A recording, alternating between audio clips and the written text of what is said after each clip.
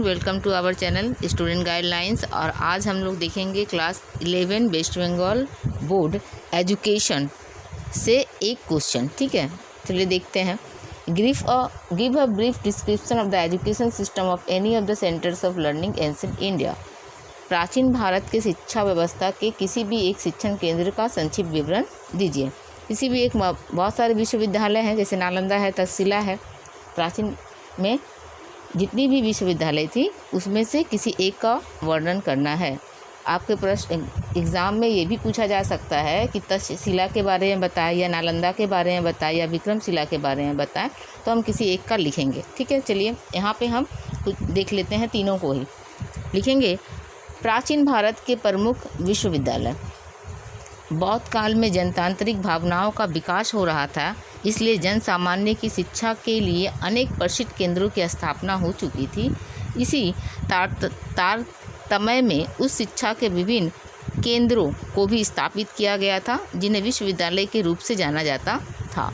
उस काल के कुछ विश्वविद्यालय इस तरह से हैं, जैसे पहला तक्षशिला विश्वविद्यालय। जानते हैं कि सबसे प्रसिद्ध विश्वविद्यालय रहा।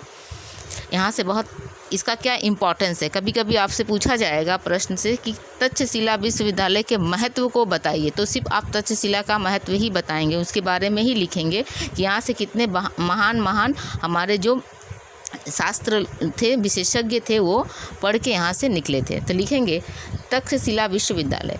प्राचीन भारत का अत्यधिक प्रसिद्ध विश्वविद्यालय तक्षशिला था। ऐसा माना जाता है कि यह विश्वविद्यालय आधुनिक रावलपिंडी से लगभग 20 मील पश्चिम में स्थित था। यह विश्वविद्यालय पहले बौद्धिक शिक्षा का केंद्र था, तथा बाद में बौद्ध काल में इस विश्वविद्यालय ने बौद्ध शिक्षा के एक प्रसिद्ध संसाधन का रूप ग्रहण कर लिया था। 600 ईसा पूर्व में तक्षशिला विश्वविद्यालय की शैक्षिक गतिविधियाँ पराकाष्ठा पर थी। इससे शिक्षा प्राप्त करने वालों में से प्रमुख थे व्याकरणाचार्य पाणिनि, अर्थशास्त्रीय कौटिल्य, कूटनीतिज्ञ चाणक्य, महान चिकित्सक जीवन, सम्राट चंद्रगुप्त और पुष्यमित्र। ऐसा माना जाता है कि बर्बर जाति हुणों ने इस विश्वविद्यालय को पूरी तरह से 5वीं सदी में नष्ट कर दिया था। तो ये था तक्षशिला। नालंदा के बारे में लिखेंगे, जैसा कि नालंदा भी एक प्रसिद्ध विश्वविद्यालय रही। प्राचीन भारतीय विश्वविद्यालयों में नालंदा विश्वविद्यालय का भी एक महत्वपूर्ण स्थान था।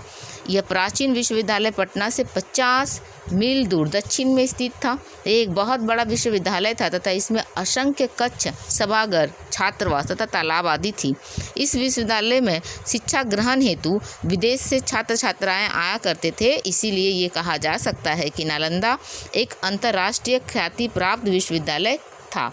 गुप्त सम्राटों ने नालंदा को विशेष संरक्षण प्रदान किया था।